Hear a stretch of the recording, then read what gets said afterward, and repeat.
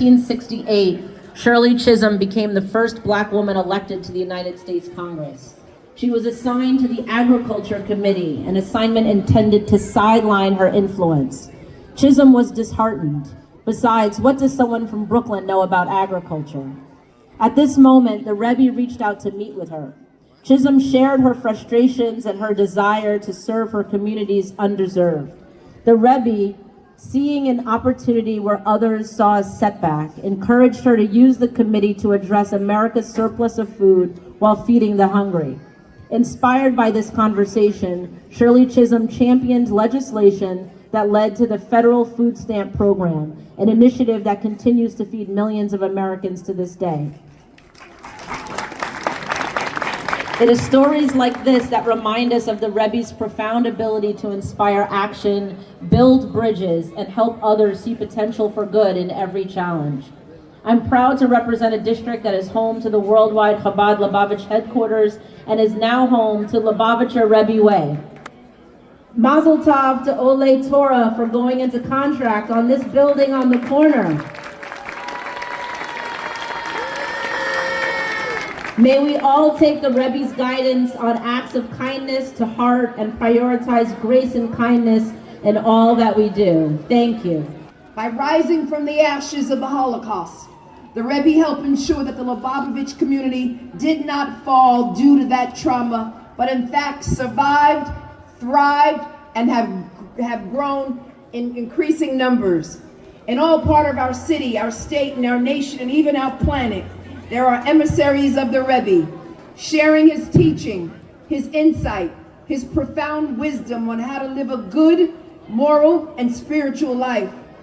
And Rabbi Schneerson inspired millions, Jews and non-Jews alike, to celebrate the many gifts that God has given, and to remember that we are all worthy of respect, justice, and love.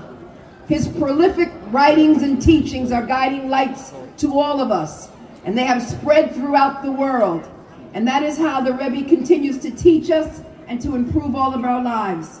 And that is why I am so honored and proud to be here today for this fitting tribute to a great man. And to say to everyone, if you've lost your way, you will always find your way on Rebbe Schneerson's way. The Chabad-Lubavitch movement has helped people no matter who they are or where they come from.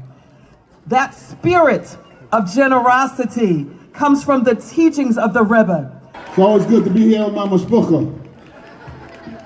And I hope the communities that can hear our voice can understand the impact of the Rebbe, the impact of the Lubavitcher story, the impact of having something like the worldwide Lubavitcher space right here on Eastern Parkway. It's a beautiful thing to celebrate. And look at the divine order that the clouds would split and the sun would shine on this community, on this day. I am so excited and proud of my colleagues. Thank you to Councilmember Hudson and to Yaakov for helping us to get this done. And the Rebbe would want me to make sure the community is safe, but he would want to make sure that everyone was treated fairly in our justice system. And that's what I strive to do each and every day for you and for our children. And the Grand Rebbe meant a lot to us. And I was blessed as a state senator and as the borough president, as the mayor, to have Miss Faye, who took care of the Grand Rebbe for many years. And she came to Borough Hall and City Hall to take care of me as well. And it just shows you the Grand Rebbe knew that we may have had many faiths, but we were one community in one city.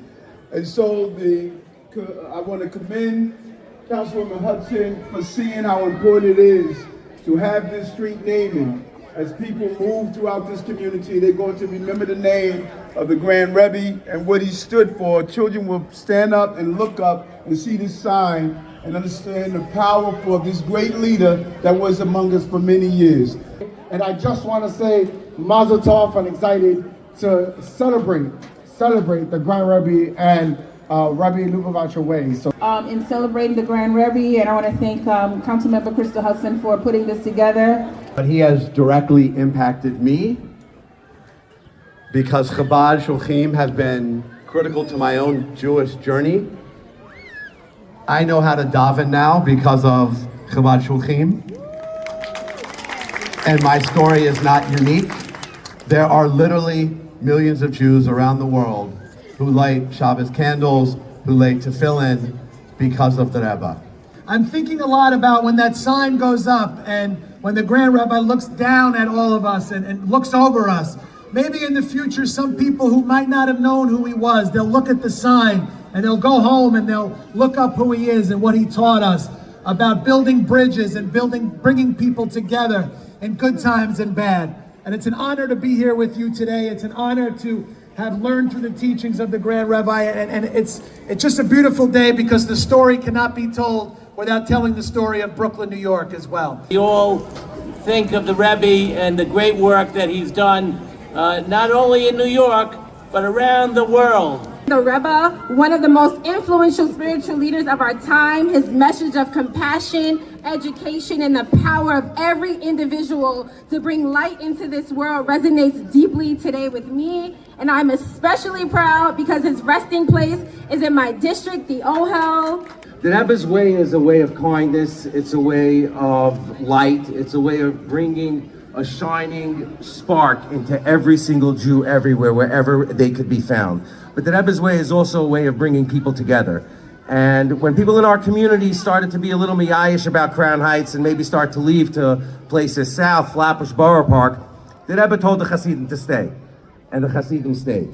And today you look at Crown Heights, at the thriving community, people who observe what the Rebbe wanted, to stay in Crown Heights, to build it up.